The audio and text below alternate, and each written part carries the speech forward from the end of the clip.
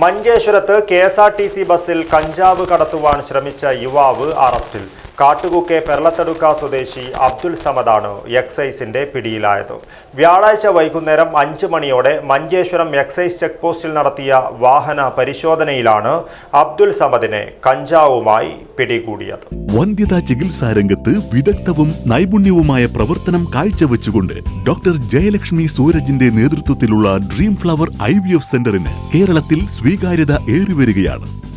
Dream flower IVF centre, bank road, Kasaragod. Christmas new year special ഡ്രൈവിനോടനുബന്ധിച്ച് Manjeshwaram excise check പോസ്റ്റിൽ നടത്തിയ വാഹന പരിശോധനയിൽ കഞ്ചാവുമായി യുവാവ് പിടിയിലായി. കാട്ടുകുക്കെ പെർളത്തടുക്ക സ്വദേശി അബ്ദുൽ സമദാണ് എക്സൈസിന്റെ പിടിയിലായത്.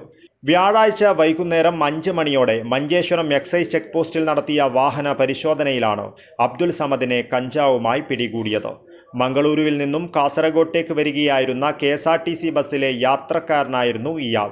ക്രിസ്തുമസ് ന്യൂ ഇയർ സ്പെഷ്യൽ ഡ്രൈവിനോടനുബന്ധിച്ച് ബസ്സിൽ എക്സൈസ് പരിശോധന നടത്തിയപ്പോഴാണ് സമദിനെ കഞ്ചാവുമായി കൈയോടെ പിടികൂടിയത്. 12 ഗ്രാം കഞ്ചാവാണ് ഇയാളിൽ നിന്നും പിടികൂടിയത്.